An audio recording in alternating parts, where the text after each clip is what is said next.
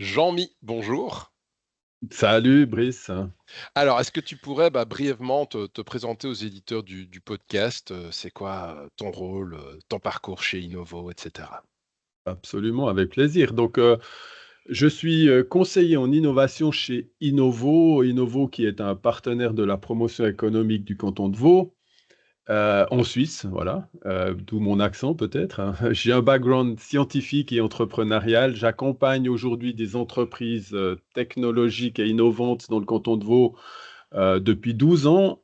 Et puis, auparavant, j'ai travaillé comme, dans un institut de recherche en Suisse. J'ai un background scientifique. J'ai fait de la production, de la vente, du développement de business, etc., et du management d'entreprise. Ok, donc en fait, pour un éditeur CRM comme nous, tu as un peu le profil rêvé parce que tu connais la théorie, la pratique et tu as un gros background, donc c'est super. En une phrase, comment définirais-tu la mission d'Innovo pour ceux qui ne connaissent pas Innovo, tout simplement? Voilà. On fait partie de la famille de la promotion économique du canton de Vaud, qui est un des cantons en Suisse. Et notre mission, c'est d'accélérer des entreprises technologiques dans leur développement. Ça peut être des startups, des scale-up, des PME. On rencontre ces entreprises tous les jours, hein. On comprend leurs besoins et ensuite on match et on active les aides publiques ou privées qui peuvent répondre à ces besoins. Ok, super. Est-ce que tu pourrais un petit peu expliquer le périmètre de votre projet de migration? Donc, il y avait deux entités, Innovo, Spay. Vous étiez où? Et puis, c'était quoi les objectifs fonctionnels? Et puis le calendrier aussi chez vous qui était quand même assez particulier. Oui, alors c'est effectivement toute une histoire. Innovo travaille en étroite collaboration. On est une vingtaine de personnes et on travaille en étroite collaboration donc avec la promotion économique qui est également constituée d'une vingtaine de personnes. Donc, on est à peu près 40 à travailler à l'accompagnement de ces entreprises dans le canton. Et donc, le challenge pour nous, il était, je dirais, tout d'abord organisationnel. Il y avait aussi des aspects de monitoring. On utilise un CRM pour faire du reporting et également comme outil de partage d'informations. Donc, ça fait plus de 10 ans qu'on travaillait avec Salesforce, hein. Et puis, alors, je n'étais pas là quand le programme a été développé, mais il y a 10 ans en arrière, c'est un outil qui était assez réputé dans la région et je dirais assez naturellement, et le Space se sont lancés sur ce programme. Et puis, on l'a plus ou moins customisé dans la mesure du possible pour le rendre compatible à nos moyens, à nos besoins, pardon. Et puis, petit à petit, on s'est rendu compte qu'en fait, on avait tordu notre manière de travailler pour la rendre compatible au Mhm. système. Et ça, c'était pas tellement efficace et ça a fait que petit à petit, c'est devenu plus un outil de mémoire qu'un outil d'accompagnement dans notre Ouais. travail régulier. On faisait les rencontres entreprises et puis par après, on venait sur le système pour bêtement, enregistrer des rapports de visite, des informations de mise en relation et ce genre de choses. On est arrivé un tout petit peu au bout du système. Ouais. En fait, ce que Et tu puis, pointes. Non, je oui. t'en prie. Après, quand on travaille avec Salesforce, eh bien, euh, on doit signer des contrats qui sont des contrats pratiquement de 5 ans, où on doit s'engager sur des relativement longues périodes hein, pour Mhm. avoir des prix qui soient à peu près corrects, même si c'est super cher. Et Mhm. puis, ça devenait compliqué pour nous de dire est-ce qu'on va repartir dans une période de 5 ans? Mhm. Fin 2024, c'est là qu'il a fallu faire un choix. Ouais, ouais. Et c'est là qu'on s'est rencontrés et que vous nous avez amené quand même un plan de migration en 2 mois, ce qui, mine de rien, pour migrer toute une administration, Ouais, c'était un beau challenge. donc Euh, effectivement, en fait, on a un petit peu tourné en rond. Il y a eu pas mal de discussions. On s'est dit, est-ce que le canton s'est dit, oh, on va peut-être développer notre propre système. Et puis ensuite, c'était pas faisable pour des questions techniques, de coûts, etc. Et réinventer la roue, c'est probablement pas la bonne chose. Et à force de discuter, ben, on s'est approché de cette limite de fin de contrat. Et puis, ben, il nous restait 2, 3 mois pour soit faire quelque chose, soit se réengager au Mmh. minimum une année avec Salesforce. Et c'est là que, avec une petite équipe, on était trois, on a décidé qu'il fallait tenter l'aventure. Alors là, il y a d'abord plusieurs enseignements intéressants pour ceux qui nous écoutent. Si vous avez dû, tordre votre organisation pour que ça colle à un logiciel, c'est pas une fatalité. On peut en sortir. C'est ce qui s'est passé ici, on va développer par la suite. 2e point aussi d'enseignement, c'est tu dis: «On a une petite équipe». Bah, vous aviez, surtout 3 têtes bien faites, des gens motivés, volontaires et qui avaient envie de travailler, pour un mieux dans l'intérêt de tout le monde. C'est-à-dire qu'être enchaîné à des contraintes de saisie contre-productives qui, au final, bah, remplissent pas vraiment de job. C'est-à-dire que le but chez vous, bah, c'était de travailler de manière collaborative entre les différentes entités et le but, il était pas rempli. Heu, donc c'est, une équipe de 3 personnes peut, rapidement, arriver à, avec l'aide de l'éditeur ou de l'intégrateur bien entendu, bah, faire migrer tout un système et ça c'est assez intéressant. Alors je voudrais juste, bah, poser une question un petit peu, simple, bête, mais, quand on dit CRM, beaucoup de gens pensent c'est le logiciel du commercial. Du coup, bah, pourquoi un acteur public comme Innovo et le SPEI, bah, a besoin d'un CRM en fait? Bah, nous, on a tout d'abord une base de données d'entreprise avec Mmh. des contacts, hein, c'est les clients, les entreprises de notre canton que l'on accompagne, avec qui on interagit tous les jours. Donc c'est important d'avoir, à la base une liste qui soit centralisée, à jour de ces entreprises et de ces nous pour nous, c'est finalement nos clients. Mmh. Et puis avec ces personnes-là, avec ces entreprises, on organise, des visites, on organise, des soutiens, on met en place des projets d'accompagnement, de coaching, de formation. Et donc le CRM pour nous, c'est un moyen de centraliser des informations, de générer du reporting. C'est aussi un outil de management, hein, parce que même si on est une entité étatique, eh bien finalement on a des objectifs, on a des impacts à avoir Mmh. au niveau de l'écosystème. Et donc, c'était un outil qui était extrêmement important dans ce sens-là. Et puis, comme on est des équipes un tout petit peu délocalisées géographiquement, eh bien, ça devenait aussi un outil qui permettait de partager l'information entre nous tous. Ouais, tout à fait. En fait, quand les gens disent: «Ouais, le CRM, c'est le logiciel du commercial», non, le logiciel CRM, c'est un outil de relation client et moi, j'aurais même tendance à barrer client, dire: «C'est un outil de gestion de la relation», parce que ça peut être de relations fournisseurs, de relations partenaires ou des relations, bah, comme vous, avec des entreprises qu'on accompagne dans un cadre, étatique, tout simplement et voilà, donc ça, c'est, bah, une relation, ça se pilote à travers des rendez-vous, des réunions, des comptes rendus, des gestions de projets et cetera, donc c'est la mission d'une solution, CRM. Hem, alors, quel a été du coup le processus de sélection d'un nouveau fournisseur, d'une nouvelle, solution logicielle? Vous avez fait ça comment? Alors bon, tout d'abord, effectivement, on a créé cette petite équipe. Moi, j'ai aussi un rôle un tout petit peu de management dans l'équipe, donc ça permettrait quand même d'engager notre management dans cette idée d'aller de l'avant, hein. Je pense que ça peut pas venir de 3 personnes, comme ça, je pense qu'il faut la première chose, c'est avoir l'accord du management, s'assurer que eux, ils vont être, avec nous dans ce projet et nous soutenir. Et puis, dans le cadre de mon activité, j'avais réellement besoin d'un outil qui devienne plus un outil d'accompagnement, voire de pilotage plutôt qu'un outil de mémoire. Ça, c'était vraiment mon 1er problème principal. Et et donc, quand on a décidé de lancer, j'ai dit: «OK, je prends le lead de ce projet». J'ai constitué cette équipe et puis, bah, sachant que j'avais peu de temps, bêtement, moi, j'ai pris un après-midi entier. Pour te dire, mon choix, il s'est fait, assez rapidement, donc c'est peut-être Mmh. un risque, mais on en reparlera. Mais du coup, j'ai scanné l'écosystème. J'ai pris des contacts avec, bah, on en a plein des clients, on en a, quelques milliers, quels outils ils utilisaient, quel genre de solutions il existait et cetera.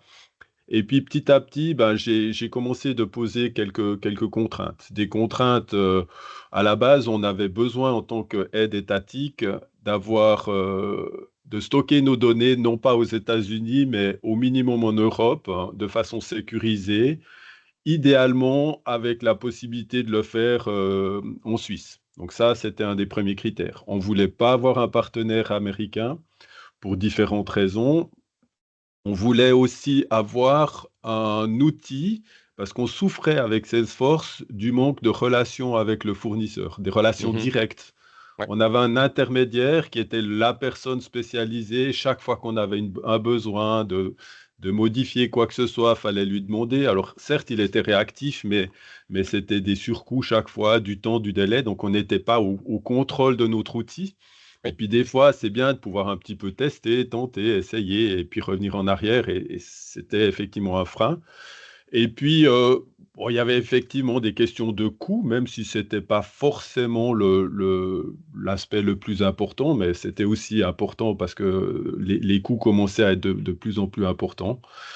Et donc, voilà un petit peu ce qu'on cherchait à la base. Donc, j'ai pris mon après-midi, j'ai scanné l'écosystème, Internet, etc. Et puis, je suis tombé sur deux, trois solutions que j'ai commencé d'analyser. La première que tout l'écosystème régional me proposait, c'était Odoo. Euh, je me suis assez vite rendu compte que c'était d'abord un ERP qui offrait une solution de CRM, et puis Mhm. ensuite, ça restait ce problème qu'on n'était pas en contact avec le fournisseur. C'est ce qu'ils appellent open source, mais au milieu, il y a un partenaire. Il faut customiser la solution par rapport à nos besoins. Et puis dans cette approche-là, moi, ce que j'avais peur, c'est qu'on se base uniquement sur notre expérience pour Mhm. essayer de recopier ce qu'on faisait dans Salesforce dans un nouveau système. Ouais. Et ça, c'était une limitation où on fera. Moi, je voulais aller plus loin que ça. Je voulais me faire challenger par la solution et puis profiter d'une entreprise qui avait vraiment une réelle expérience de CRM. Pour la petite histoire, je suis tombé sur votre site et puis c'était marqué cliquez ici pour tester la solution pendant quelques jours. Alors évidemment, j'ai dit bon, bah, je vais tester, ça peut être intéressant. Et ce qui m'a bien plu, c'est que finalement, j'ai pas reçu un email en retour avec un lien et puis un peu anonyme en disant voilà Mhm. le lien, tester, etc. Une heure après, j'ai reçu un téléphone. Ouais. Vous avez cliqué sur notre truc, qu'est-ce qui vous intéresse? Voilà, on peut effectivement vous donner un accès, mais voilà, il faut que vous compreniez ce que l'on fait d'abord. Et puis, un jour après, ben, on était ensemble pendant une heure, pendant une conversation téléphonique. J'ai pu poser toutes mes questions et tu as vu pendant ces derniers mois que j'aime bien poser des questions. Et donc, bah, petit à petit et finalement rapidement, j'ai eu une sorte de coup de foudre un peu subjectif, mais j'ai vraiment, je me suis dit là, il y a quelque chose qui peut faire du sens. Ah, mais le coup de Après, foudre, c'est à cause de l'accent belge, hein. C'est ah radical voilà, je pour les pense. Suisses. Belge et Suisse, Mais ça va bien. ouais, tu dis deux choses très très importantes. Un, enfin, qui peut se résumer en une seule chose en fait, c'est que souvent les éditeurs CRM, les éditeurs de relations, de solutions de relations clients, sont pas très bons en relations clients. Ils ont Mhm. tendance à mettre de surcouches. Et c'est vrai que chez nous, bah, on aime le côté direct, on aime parler aux gens, on aime les écouter parce qu'on essaie de construire bah, la solution sur base des besoins pragmatiques du terrain. Et nous, quand on parle avec nos pas des clients potentiels qui testent, ils disent bah ça sent bon terrain. Mais c'est Mhm. normal, c'est parce qu'on construit sur base de ce que nous disent les clients et pour nous, bah, le partage et la relation est super super importante. Euh, et du coup, au final, pourquoi est-ce que tu as retenu Simple CRM? Je veux dire, en dehors du côté coup de foudre, est-ce qu'il y a eu des, je sais pas, des points techniques, des points fonctionnels ou bien des points de méthode de travail qui ont fait que tu dis, OK, c'est eux, quoi. Ouais, ouais, alors, bon, effectivement, donc on a fait quand même nos due diligence, comme on dit, hein. On a Mhm, comparé, on a contacté. J'ai pris du temps aussi à discuter avec des partenaires Odoo, d'autres partenaires d'autres technologies. mhm, Vous m'avez mis en contact avec un de vos utilisateurs ou un de vos clients qui, mhm, de façon, voilà, plus ou moins neutre, hein, bah, voilà, il était convaincu évidemment, mais en même temps, il nous a rassurés dans le choix qu'on aurait pu faire. On a fait notre analyse et puis une pesée d'intérêt. Et puis, bah, voilà, on était quand même un peu contraint par le temps, donc on a fait mhm, un petit document de synthèse qui faisait une dizaine de pages et puis on mhm. l'a présenté à notre management. Et puis, bah, on s'est dit, go, quoi. Ouais, je Donc, pense aussi qu'on a une bonne synchronisation des montres sur un point qui était en fait les données d'entreprise. Si tu te souviens, à un moment, tu m'as posé la question, mais est-ce qu'il serait possible que, je sais pas, on a une entreprise en France, en Suisse, en Inde, aux États-Unis, d'avoir des informations sur ce qu'elle fait, vraiment des fiches Mm. détaillées. Et nous, à ce moment-là, on est en train de finaliser un développement d'IA où tu cliques et ça te remplit la fiche, ça te fait le portrait robot. Et je pense que ça, enfin, le fait que ça matche bien au niveau des montres, des calendriers de chacun, et qu'on soit, je pense aussi, très transparent avec toi, qu'on t'ait donné accès au preview, etc., etc. Je Ouais. pense que ça a aidé aussi à construire un peu la relation de confiance derrière, quoi. Ouais, je pense il y a aussi deux points pour moi qui étaient très importants. C'était que assez vite, on s'est rendu compte que les deux points les plus critiques allaient être Mhm. la préparation des données, Ouais, donc de récupérer les données qu'on avait de Salesforce et de les nettoyer. Et là, ouais. vous m'avez déjà assez directement comment dire, calmer ou rassurer en disant: «Écoute, tu vas pas être tout seul, on va t'aider à classifier tes entreprises, on va t'aider à valider tes contacts, à faire le nettoyage pour que finalement, tu transfères pas dans un système des données qui Ouais. sont pas de qualité». Donc, ce qu'il faudrait juste expliquer pour ceux qui nous écoutent, c'est que quand on parle de 10 ans de données, fatalement, il y a du turnover dans les boîtes, il y a des gens qui sont plus là, etc., etc. Et il y a des boîtes aussi qui ont disparu et que donc, devoir. Il y avait combien de données? 10, 12 000 sociétés? Je sais plus trop. Ouais, alors nous, on avait 12 000 C'est entreprises ça. Ouais. qu'on a sorties du système et associé une vingtaine, 20 000 à peu près contacts. C'est ça. Donc il y avait un gros boulot de nettoyage. Donc nous, on a nettoyé toute une partie via des scripts, etc. J'en passe, on va pas s'étaler là-dessus. Et puis vous, vous avez quand même refait du fine-tuning après quand même à la main aussi, pour avoir le plus haut niveau de qualité possible. Et là, je ne peux que saluer l'extraordinaire implication de ce que tu appelles ta petite équipe de 3 personnes, mais vous avez vraiment fait un travail qui était génial. Euh, Ouais, donc on était, juste pour redonner un cadre à ceux qui nous écoutent, hein, on était donc sur une durée de 2 mois en gros, hein, à partir du moment où tu as pris la prise de décision. Moi, je suis venu vous rencontrer en Suisse. Oui. On a fait d'abord un petit audit en termes de maturité stratégique, fonctionnelle, organisationnelle, définir les besoins et écouter chacun. Euh, Comment tu as organisé ça? Comment ça a été quoi aussi la motivation de tous ces gens qu'on a vus autour des tables pendant plusieurs jours qui ont participé? Ça Mhm. raconte un petit peu. Écoute, il y avait d'abord deux gros challenges, comme on l'a dit. Le premier, c'était de récupérer et de mettre en place des données qui soient propres pour qu'on puisse nourrir le nouveau système avec des informations cohérentes. Et puis le deuxième, c'était de savoir ce que l'on voulait vraiment faire. Quelle était la cible? Qu'est-ce qu'on voulait atteindre comme objectif avec ce nouvel outil? Et puis, c'est là que c'était important de se rencontrer parce que tu nous as montré que nos idées, finalement, elles étaient intéressantes, mais elles allaient jamais assez loin, quoi. On pouvait toujours aller plus Ouais, loin que ce qu'on imaginait. ouais. Et donc, ce qui était important, c'était de montrer à tout le monde, dans un contexte de nouveau qui était assez stressé dans le temps, que ce qu'on essayait de faire, c'était pas de mettre en place un outil de contrôle, un outil qui allait leur prendre, certes, prendre un peu du temps, mais au début, mais qui allait surtout leur rapporter de la valeur ajoutée, qui allait les aider, et cetera. Donc, cette notion de dire: «On va tenir compte de l'avis de tout le monde», c'était déjà un premier pas pour l'acceptation de l'outil, sa mise en enfin son ouais, sa future mise en œuvre et cetera. Mhm. Donc ça, c'était hyper important. Donc comme on a plusieurs équipes, entre, le Innovo et le SPEI qui ont des missions différentes, chacun devait être un petit peu rassuré que on allait tenir compte de ses besoins, qu'on allait pouvoir répondre à ses besoins, qu'on allait pouvoir lui mettre en place une solution qui ne répondait pas que à mes besoins, mais qui répondait vraiment aux besoins de tout le monde. Donc ça, c'était un passage, important. Pas évident parce qu'on n'a pas à ce moment-là, on n'a encore pas bien saisi toutes les finesses et la souplesse que le système peut apporter et en même temps, il faut quand même pouvoir mettre en place quelque chose, quoi. Ouais, c'est ce qu'on appelle nous un petit peu l'opération séduction, c'est-à-dire qu'on écoute vos besoins et puis après, bah, l'échange se conclut par une démonstration où l'expert CRM va montrer, bah, regardez ce que vous avez évoqué là, le point A, le point B, le point C, voilà comment on peut l'automatiser, comment ça va vous faire gagner du temps et comment ça va permettre à vos collègues de voir ce qui se passe, les évolutions, etc., etc. C'est super intéressant quand tu dis qu'en fait, bah, je vous ai pas mal challengé, pour vous faire comprendre que ça allait pas assez loin. C'est hyper délicat comme exercice dans la mise en place d'un CRM parce qu'on a quelqu'un que vous connaissez pas qui débarque dans votre organisation et qui vous dit, bon, bah les gars, c'est chouette, vous faites ça depuis 20 ans, mais on peut faire mieux. Mhm, Le gros mhm, problème, c'est que la réaction des gens en face, c'est mais qui es-tu pour me dire ça?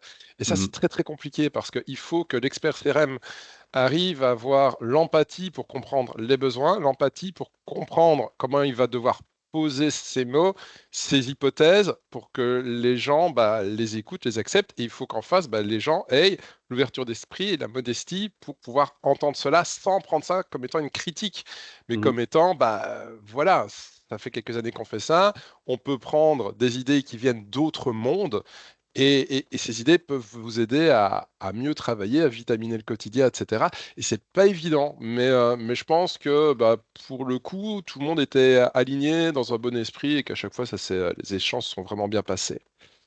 Euh, Peut-être, je rajouterais, c'est je t'en prie. intéressant parce que moi, j'ai un background quand même d'entreprise, d'entrepreneuriat. J'ai travaillé dans Mhm. des PME, dans des grandes entreprises, dans lesquelles on a des processus qui sont en place, on a des certifications de type ISO parfois, hein, qui valent ce Oui. qu'ils valent, mais qui permettent de structurer un peu les activités. D'ailleurs, chez Innovo, parfois les gens m'appellent Jean Miso parce que je viens un tout petit peu les embêter avec mes idées de processus, etc. Oui. Alors qu'il y a des gens qui n'ont jamais vécu ce genre de choses. Et c'est vrai qu'il y avait un petit peu parfois des décalages Mhm. dans l'approche. Et puis, il n'y a pas de raison, parce qu'on fait du travail dans le cadre d'une administration, qu'il n'y ait pas des procédés, qu'il n'y ait pas des bases solides, et puis des choses qui se font de façon assez structurée. Donc, Mhm. ça, c'était hyper important. Et donc, pendant que tu étais là, on a demandé aux gens finalement d'expliquer ou de présenter le scénario de leur activité. C'était ça qui était Oui. intéressant. Expliquez-moi avec vos mots tout ce que vous faites, étape par étape, construisez le scénario de votre activité. On venait quand même de assez loin par rapport à ça, donc on a dû reconstituer pas mal de processus et de procédés qui ont abouti derrière à ce qu'on verra après des modèles de projet avec les interactions et tout ce qui va avec, hein, mais qui correspondaient à ce que les gens nous ont décrit de leur activité. C'est ça qui était Mhm. intéressant. Mais enfin, ce que tu dis est super giga important en fait dans les PME, les administrations, la logique d'un manuel d'entreprise, d'un Wikipédia, de la définition d'un workflow interne, souvent est absent. Or, euh, bah, le problème qu'on rencontre dans une boîte ou dans une administration, hein, c'est quelqu'un qui fait mal une tâche, qui exécute mal. Et cette personne, si on lui dit mais c'est mal fait, il va te dire bah, désolé, mais on m'avait rien dit. Et il est évident que tu ne peux pas reprocher à quelqu'un de mal faire quelque chose si en amont, tu n'as pas un descriptif de ce qu'il doit faire. Et ce descriptif, bah, c'est en fait une grille également d'auto-évaluation qui va lui permettre de vérifier la qualité de ce qu'il fait. Donc Mhm, un processus qui n'est pas décrit sera toujours mal exécuté. C'est la base. Et même si c'est la base, et en fait, bah, c'est une mentalité d'ingénieur, hein. Les ingénieurs, on définit tout, on pose tout par écrit, mais si t'as pas ça, bah, il est évident que les choses peuvent pas avancer. Et là, on va retrouver la logique ISO, qui est la logique de l'amélioration continue, c'est-à-dire que bah, ce processus, il est critiquable, et il faut noter d'un côté ce qui s'est bien passé et ce qui s'est mal passé. C'est ce que tu retrouves dans le modèle de projet Simple CRM, où tu as motivation succès, motivation échec.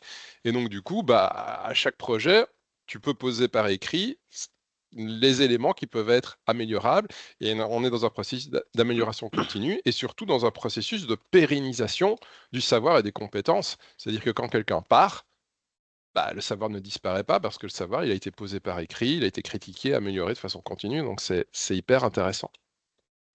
Euh, Est-ce qu'à un moment, tu as eu peur pendant ce processus de migration technique? ouais, ouais, alors absolument. C'est vrai que je me suis un peu basé sur mon intuition très vite. Comme on n'avait pas beaucoup de temps, bah, il a quand même fallu faire peut-être quelques raccourcis dans le processus de qualification et de sélection sur la base de la compréhension que j'avais de ce que pouvait faire l'outil. Nous, Mmh. on savait à peu près ce qu'on voulait faire, hein. On a quand même une organisation, une structure qui est potentiellement assez complexe pour des questions de confidentialité de données, de partage d'informations, d'écosystème qui est de plus en plus large. Là, on parle de la promotion économique d'un canton, mais l'objectif, c'est de pouvoir y connecter de façon ou d'une autre les promotions économiques régionales, de pouvoir Mmh. faire et donc, il y avait des enjeux et des attentes de certaines personnes et du management qui étaient importants. Moi, j'ai dit: «Oui, oui, l'outil va pouvoir faire ça».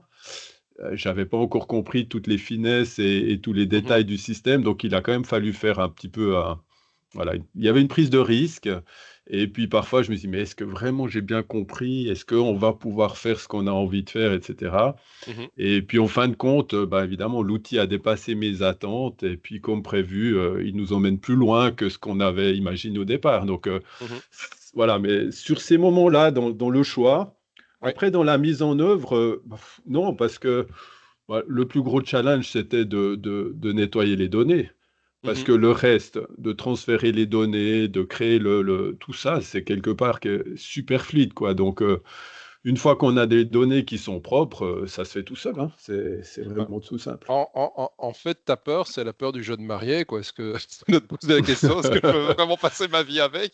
Ouais, ouais, Mais ouais, ouais. bon, c'est normal et je pense un peu toutes les boîtes se posent la question de se dire: «Bah, oui, est-ce que c'est vraiment, le bon choix?»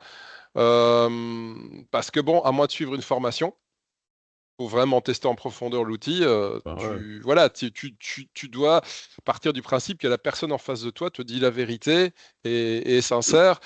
Nous, ce qu'on a essayé de faire à chaque fois qu'on se parlait, c'est de faire des procès-verbaux, de te renvoyer vers de la documentation pour que tu puisses vérifier d'un point de vue Absolument. technique ce qu'on te disait oralement. Parce que dire: «Oui, oui, on le fait», moi je déteste ça. Derrière, je vais à chaque fois remettre par écrit si possible et puis mettre les liens vers la doc pour que les gens puissent Mmh. voir sur le portail de la documentation les trucs.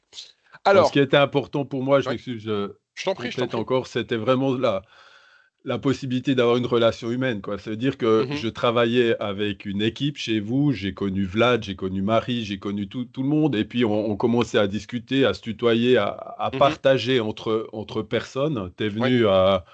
Tu venu en Suisse, à Lausanne, on a mangé une fondue ensemble, qui était Ah, très bonne super les d'ailleurs, fondues. Dans un chalet qui était à l'exposition universelle belge. Voilà, exactement, le Alors chalet suisse qui on va faire était le on va faire une parenthèse dans un podcast qui n'a rien à voir, donc il faut quand même vous dire qu'on arrive dans ce restaurant, qu'on parle, que le serveur arrive, me dit: «Mmh, belge?» Je dis: «Oui». Il dit: «Liège ou Verviers?» Donc je viens de Verviers, je dis: «Verviers?» Donc le serveur était de Verviers, ce qui était quand même exceptionnel et nous explique que le lieu dans lequel on est, ce chalet, était présent à l'exposition universelle de Bruxelles quand on a fabriqué l'atomium, qu'il a été démonté et ramené à Lausanne et c'est là qu'on a mangé. Donc quand même, l'anecdote était incroyable, sans le incroyable. savoir, hein, sans le Sans le savoir. savoir, oui, en plus, parce C'était que tu n'avais jamais été, je pense. non, non, non. Voilà. Donc, bah, organisation étatique qui accompagne les entreprises. Alors ça peut être simplement un projet touristique, mais ça peut être aussi de la recherche hyper poussée. Donc il y a quand même derrière tout ça, bah, des exigences de sécurité. Ça a été quoi les points, importants pour vous? Oui, alors effectivement, c'est un petit peu les raisons pour laquelle on a migré, c'était que on voulait avoir une relation avec une entreprise européenne qui bêtement avait des forts juridiques s'il y avait des problèmes en Europe. Mais c'est pas ça le challenge, c'était le stockage des données qui Mmh. était contrôlé. Alors, codé, stocké dans un premier temps et ça nous convient finalement en Europe sur 2 sites différents et cetera. Donc on n'a pour le moment pas fait le pas de dire: «On veut absolument stocker». Alors, dans ton cas, c'est 5 sites différents, hein, C'est parce que même tu as ton 5. serveur de production, tu as ton backup en temps réel et puis tu as les backups dans les data centers européens et vos Voilà, données sont entièrement chiffrées. Tout ce que vous stockez chez nous est chiffré à la volée puisqu'on fait du chiffrement à la volée. voilà et donc ça, c'était un des critères de base, Mmh. du point de vue sécurité. C'était aussi toute la partie, où on était malheureusement, pas très, très bon, je l'avoue, de tout ce qui était le RGPD et là, on a quand même Mmh. bien pu améliorer les choses, dans le contexte de la migration, dans la qualification des contacts et avec ce qu'offre l'outil dans la gestion RGPD aussi, hein, qui est assez, finalement assez simple, hein. Et donc, voilà, ça a été quand même des aspects. Tant qu'on n'est pas confronté au problème, c'est des aspects qui ont l'air d'être secondaires. Et puis, voilà, pour des questions politiques aussi, c'était important Mhm. qu'on fasse un pas hors de Salesforce et dans quelque chose qui correspond mieux aux critères de sécurité du canton, etc. Bah ouais, enfin, c'est quelque chose qu'on entend beaucoup avec les tensions géopolitiques de plus en plus fortes. Une présidence états-unienne, comment je vais qualifier, de plus en plus capillotractée. Voilà, on va dire ça. Je veux dire, à partir du moment où un président envoie l'armée dans ses propres villes pour combattre ses citoyens, ça devient lunaire. Et que des données soient aux mains d'entreprises états-uniennes et peuvent à tout moment devoir se plier aux lubies d'un président, ça fait peur. Tu te sens comment, au fond, d'être passé d'un monde GAFA à un monde plus local? Ah bah, Soulagé. je suis soulagé, je retrouve mon monde, c'est-à-dire mon monde, c'est un monde de contact, de relations humaines, Mhm, de relations avec l'entreprise et pas à travers des interfaces digitaux où on n'arrive pas à retrouver les gens, on n'arrive pas à discuter, on n'arrive pas à avoir des réponses. mhm. Donc ça, c'est vrai que c'est vraiment une super valeur ajoutée. Aujourd'hui, on est encore dans cette phase de mise en œuvre, de développement. J'ai très régulièrement des questions. J'envoie un email 1 heure après, 10 minutes après, 5 minutes après, j'ai la réponse. Ça dépend de votre charge de travail aussi, mais clairement dans la journée, j'ai les réponses, j'ai le soutien et ça, ça vaut de l'or, quoi. Ouais, la relation humaine, au centre de la relation client, c'est sûr. Ouais.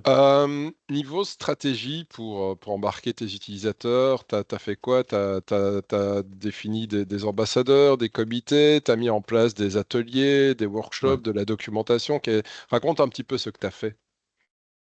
Ouais, alors effectivement, donc on a différents cercles. J'ai un premier cercle qui sont mes collaborateurs et collègues directs. Donc pour moi, c'est plus facile de démarrer avec eux parce que je suis là tous les jours, je travaille sur la même base que eux et je fais le même travail qu'eux, au-delà d'être un petit peu coordinateur. Donc avec cette équipe-là, on a tout mis en place, ça fonctionne super bien. Les gens ont joué le jeu, ils ont adopté la solution. On a pu mettre en place maintenant du monitoring. On n'a pas eu de trous dans le suivi de nos objectifs, de nos KPI, etc. Et donc, tout ça a super bien fonctionné. Quand je suis avec d'autres équipes qui sont un petit peu plus loin de mon activité, où j'ai pas, entre guillemets, un pouvoir direct, j'avoue que c'est pas tout évident parce qu'il y a des gens, ils n'ont pas cette philosophie, ils n'ont pas cette Mhm, expérience dans leur histoire, donc pour eux c'est tout nouveau. Tout le monde pense que c'est une immense surcharge de travail parce qu'ils n'ont pas goûté à l'outil, ils ne sont pas rendus compte comment, au contraire, ça allait réduire leur charge de travail et les aider tous les jours. Donc, j'ai passé pas mal de temps à faire. Donc, ils ont tous eu une formation de base assez généraliste. Et puis ensuite, je me suis approché d'eux et j'ai fait des formations sur le tas par petits groupes mhm. pour leur expliquer, pour leur montrer comment ça fonctionnait dans leur cas particulier. Voilà, ton Oui, projet spécifique, comment ça fonctionne. Voilà, c'est tout simple, tu n'as pas besoin de faire grand-chose. Regarde, en 3 secondes, tu as lancé un projet, tu as contacté le client, tu as envoyé un email, tu as enregistré des informations. Et donc, petit à petit, j'ai fait ce travail-là, qui prend évidemment un peu de temps, donc il faut avoir cette bande passante pour le faire. Et puis maintenant, vu que c'est des gens qui sont délocalisés géographiquement, je suis en train de mettre en place comme tu l'as dit, des parrains ou des ambassadeurs qui sont la personne que je sens être prêt à davantage jouer le jeu et à mhm. tirer ses collègues. Donc, je suis en train d'embarquer ces ambassadeurs dans le système pour que petit à petit, cercle par cercle, chacun puisse s'engager dans ce processus et utiliser l'outil. Tout à fait. En fait, bon, ce que les gens ne voient pas, c'est que quand on dit Innovo Spay, derrière, c'est va dire une multitude, ce serait exagéré, de petits départements, mais oui, il y a des gens qui ont des spécialités extrêmement spécifiques. Une personne qui est spécialisée dans l'accueil des entreprises qui veulent s'implanter et qui va aller jusqu'à trouver l'école pour les enfants du directeur qui va venir s'installer. Et à côté de ça, quelqu'un qui va faire de l'accompagnement pour une biotech au point de vue de subside. Et à côté de ça, le département communication chez vous, etc., etc. Donc, ce sont toutes des entités qui, bien qu'elles travaillent dans une dimension et un bout de commun, bah, ont des métiers extrêmement différents. Et Ouais, donc, ouais. du coup, d'où l'intérêt de faire vraiment des ateliers spécifiques chacun de ces départements. Et si en plus, bah, tu arrives à identifier un ambassadeur qui va jouer le rôle de Messie et qui parle le même langage que ses collègues et qui est là pour les rassurer, ça vaut de l'or. Si tu devais donner une astuce, une seule, pour que l'adoption se passe bien, ce serait laquelle? Bah, je pense que c'est c'est d'abord d'avoir le management qui est avec nous. Mhm, Ouais, pour moi, je vais probablement utiliser cette voie-là, de façon ultime. C'est-à-dire que si vraiment une équipe ne joue pas le jeu, bah, je devrais peut-être passer par le management et puis, mhm, peut-être imposer, davantage les choses. Mais c'est surtout de partir de la base et puis de convaincre les gens par la démonstration que ce qu'on leur propose, c'est pas une contrainte, mais c'est une mhm. aide. Ouais, Et cet ambassadeur est important quand même pour qu'on puisse avoir, des relais, des réponses rapides, ouais. des gens qui disent: «Oui, non, mais attends, tu as pas bien compris, c'est comme ça que ça se passe et c'est pas si compliqué que ça» et puis aussi d'écouter les gens parce que, bah, même si ça fait que depuis juin qu'on a officiellement lancé l'application, dans certains domaines, on a déjà revisité deux, trois fois les modèles de projet parce que Mhm. ce qu'on imaginait au début Ouais, être la meilleure traduction du scénario de la personne, eh bien, on avait fait quelque chose qui était peut-être trop compliqué au départ. Après, on est parti dans quelque chose de trop simpliste et puis finalement, on a adapté les besoins en cours du temps sans que ça impacte les KPI, sans que ça impacte le monitoring. C'est parce qu'il y a cette souplesse, du système qui que les gens peuvent, bah, voilà, que les gens peuvent, ouais. s'approprier l'outil, de façon très, très souple. Alors ça, c'est un point qui est important à comprendre, c'est que c'est totalement empirique, la mise en place. C'est-à-dire que un département te confie, OK, mon workflow, c'est ça. Et toi, bah, OK, est-ce qu'il y a des points que tu voudrais améliorer, changer? Oh, juste ça, éventuellement. Et puis, c'est parti, tu mets en place. La personne reçoit son workflow. Le problème, c'est que son workflow, déjà, à la base, il a scripté sur base des contraintes de l'ancien logiciel qu'il utilisait, donc sur base des contraintes de Salesforce. Donc déjà, à la base, il t'a confié, en fait, quelque chose qui lui convient pas totalement. En découvrant Simple CRM, il découvre de nouvelles façons de travailler, et puis, en prenant du recul, il se rend compte peut-être que ce workflow qui t'avait transmis, qui pensait être le bon, bah là, il se rend vraiment compte qu'il l'a sculpté sur base de ce qu'on lui a posé par le passé. Et du coup, il va vouloir remettre en cause et améliorer, améliorer, améliorer. Et là, on en revient à ce que je disais tout à l'heure avec les manuels d'entreprise, processus d'amélioration continue. Qu'est-ce qui fonctionne bien, qu'est-ce qui fonctionne pas bien? Et du coup, bah, ta configuration CRM, elle va évoluer avec le temps et elle va s'améliorer et s'affiner. Je veux dire, même chez nous, après tant d'années, j'ai encore rechangé des tas de plans de config il y a 2 mois, tu vois, pour simplifier, épurer, avoir une meilleure visibilité, etc., etc. Et c'est normal. Les organisations, avant, elles évoluaient à la vitesse de l'email, maintenant, elles évoluent à la vitesse de l'intelligence artificielle. Et les choses changent et on affine, on améliore tout le temps. Et c'est chouette, en fait. C'est chouette. Ouais, ouais, ouais, ouais. Moi, c'est un truc que j'aime beaucoup, quoi. Ça s'améliorer sans cesse. C'est quand même un des buts de la vie, au fond, hein. Alors, avant, tu disais, le CRM, les gens pensent que c'est surtout un outil de gestion des ventes, hein.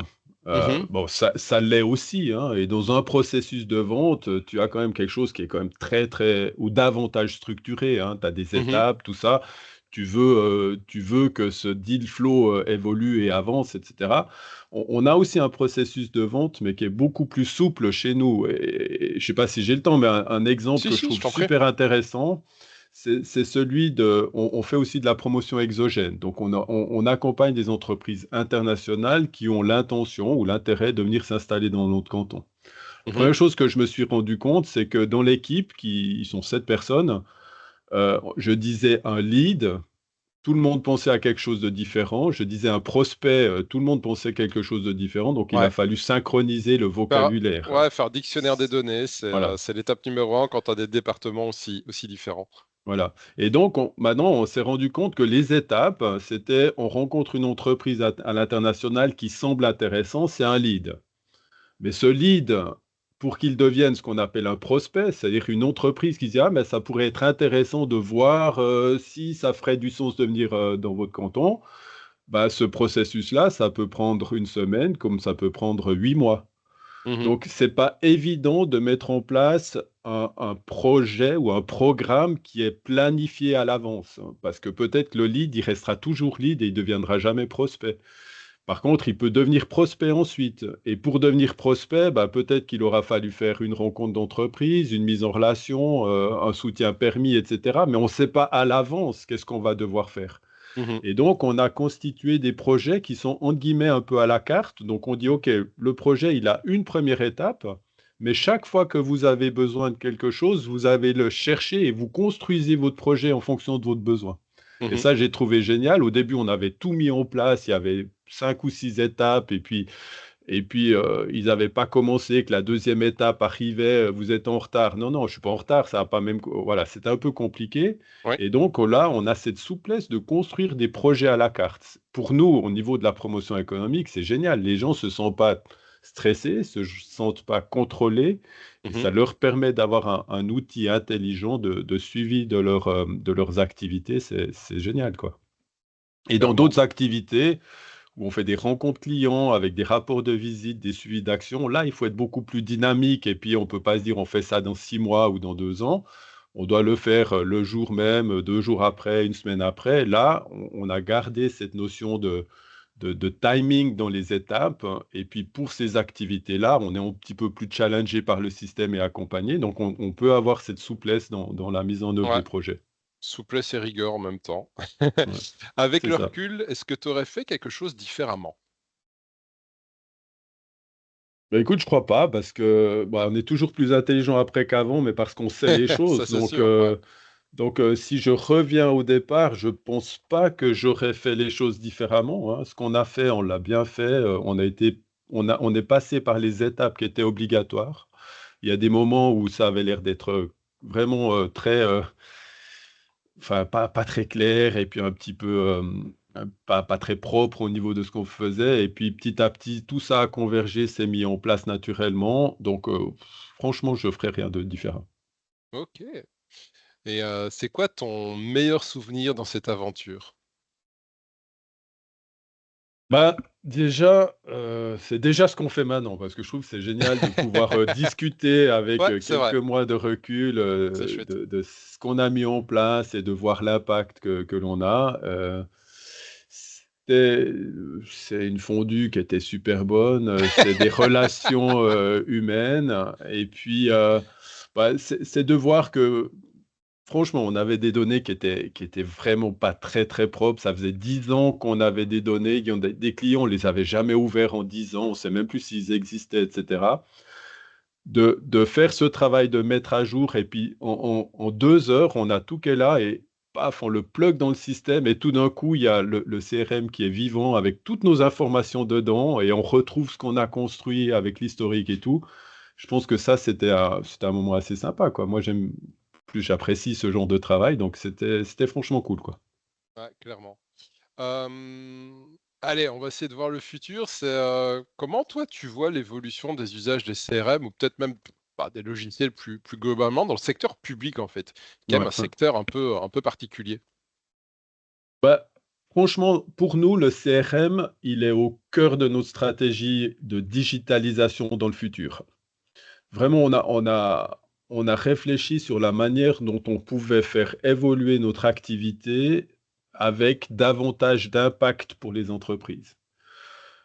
Comment est-ce qu'on pouvait passer de KPI d'effort à des KPI d'impact et de qualité? Mmh. Parce qu'aujourd'hui, peut-être qu'on est dans un mode où on compte le nombre d'entreprises, on compte les coches, hein. Exactement, Combien d'entreprises on a rencontrées, mais est-ce que notre rencontre a été impactante? Est-ce que notre rencontre a généré de la valeur ajoutée auprès de l'entreprise? totalement, totalement. Et donc, on est en train de construire une sorte d'outil à plusieurs piliers digitaux avec le CRM qui est au cœur, avec des outils de gestion communautaire qui nous permettent de rester en contact régulier avec nos entreprises, indépendamment des rencontres directes avec des zones de rencontres digitales et qui seront connectées et drivées par le CRM. On a aussi des maps d'entreprises du canton qui sont mis automatiquement à jour par des intelligences artificielles et donc qui sont à jour. C'était le challenge Mmh. de ces cartes d'entreprise. Et en connectant ces différents outils ensemble, on a réellement un outil qui est de plus en plus efficace pour notre activité. Et puis comme Innovo, c'est le soutien à l'innovation technologique, eh bien évidemment, on se doit d'être un peu innovant aussi, hein, dans notre manière C'est clair. de rencontrer, d'accompagner, d'aider les entreprises. Donc l'IA va pas faire le travail à notre place, mais elle va réellement nous accompagner. Le happy que l'on a sur le CRM, c'est franchement génial parce qu'avant même de rencontrer une entreprise, on sait à peu près déjà ce qu'elle fait, on a déjà un petit état des Ouais. lieux et l'augmentation du temps que l'on peut consacrer à l'entreprise plutôt que du temps qu'on doit faire pour apprendre sur l'entreprise. Ouais. Donc franchement, on gagne du temps, on devient plus efficace et indirectement, on est plus impactant. Donc ça, c'est important.